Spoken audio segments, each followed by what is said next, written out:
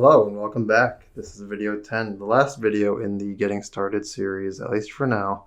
So I thought we'd end it off with a little bit of a fun project. This one's a game, if you've ever heard of the game Whack-A-Mole. Instead, I've modified it and it's now Whack an LED. And with this, all you have to do is, obviously, whichever one's flashing, you gotta try to hit them as fast as you can. Now I made it kind of easy for right now, but currently what it's doing is on the computer up that away, it is displaying my current score, and it only plays for a certain amount of time.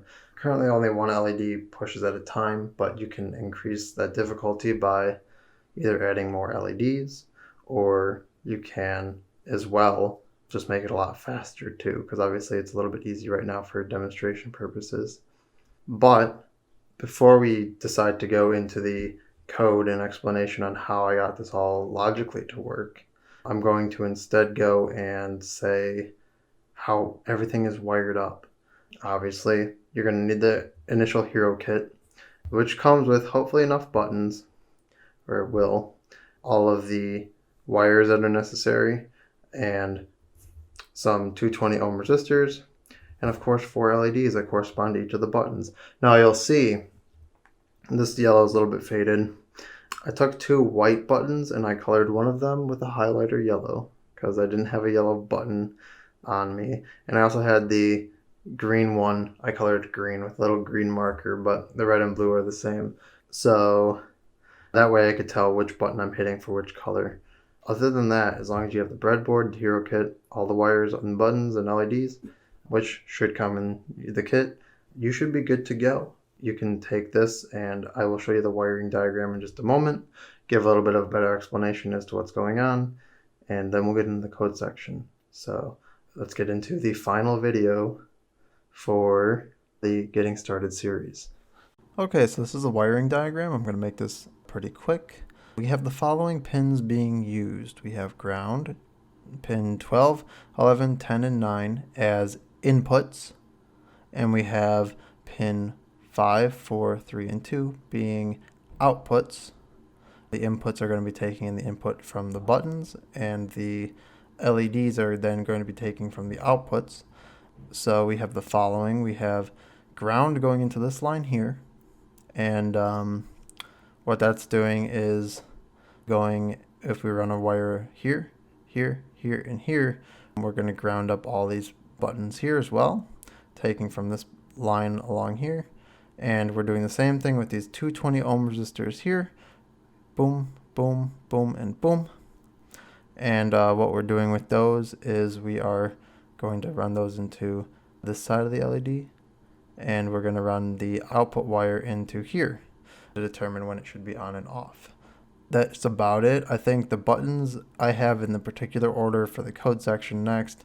I have them in the same order as here: red, blue, yellow, green, red, blue, yellow, green, and that's just for consistency reasons, so that it's a little bit less confusing when you're trying to whack the mole. You can pay close attention to the LEDs, or when you're trying to whack the LED. Now, that should be about it for this section. Let's get into the coding section. Okay, so here's the code section. I'm going to try to explain this as briefly and quickly as possible, but also as descriptive as possible. So it might take a little bit longer than expected. But here at the top, obviously above all the other functions, we have the global variables defined. And here we have the output pins for the LEDs. The reason we have these defined up here, again, is because instead of calling 2, which is the pin that the red LED is connected to in the code, so instead of down here where it's like LED red, instead of putting a 2 there, we obviously want to be able to call it from anywhere and be a little bit more descriptive for the next person that reads it. So all of these are basically just helpful descriptors so that you can, throughout the code, change, let's just say you change the blue LED pin to be on, pin like 7 or something. You can change that to 7 and it'll change throughout the code as well. It's just for generally good common code practice, and obviously we're doing that for the output pins for the LEDs 2, 3, 4, and 5, and the exact same thing is going to be done for the button input pins 9, 10, 11, and 12. Below that we have the int count, which is set to 0 initially, and that's because obviously since this is the hit or score counter, we don't want it to be more than 0 if you haven't hit anything.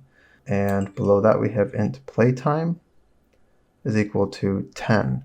That is the amount of moles to pop out or LEDs to light up. I set it to 10 for now because it's a low enough variable or low enough integer where I can demonstrate it in a very short amount of time. If you want to change this to 50, 50 moles will pop out. That's totally fine. You can change that to whatever you want to. I have it set to 10 for now, but below you'll see that it's used in a loop that defines how long it actually will be going for. Now I'm going to skip a little bit ahead and I'm going to go down to the setup. And the reason I'm going to go here is because I want to start in the order of how the code is going to be flowing. Now if I go down to setup, you'll see we're setting all the LEDs as outputs, and then we're going to set all the buttons as inputs. Now you'll also see here that there's this digital write, red button, green button, yellow button, and blue button all set to high. We're going to be turning on these pull-up resistors because if we don't, what's going to happen is if it turns blue and you hold down the blue button the entire time, it's going to keep giving you points. This just simply makes it so that the pull-up resistors are on, so it senses if you actually pull it up or not. And then obviously down below we have a random seed, analog read 5. And all this does is it generates a random seed for us for randomizing which one's supposed to pop up. And it puts it on pin 5. Next we have serial.begin at baud rate of 9600. And this is where the score is displayed. So obviously I have this COM10 here. This is where my board is hooked up to right now. If I go down here, you can select the baud rate. You're going to want this one. I think it's a default. But that way you can read exactly what is coming off of the board. Now, then it will go into the loop, obviously. And we're going to start with the function play game. Then it's going to delay for a second and end the game. After, of course, it goes through the whole entire game of it playing. So this is where we're going to go first. We're going to hop up to play game. And in here, you can see we have a for loop where we're going to have, very simply, a mole pop up or an LED light up. They're both the same thing. The exactly play time amount of times, if that makes any sense. So whatever you set this variable to above, playtime, that's how many are going to be going through.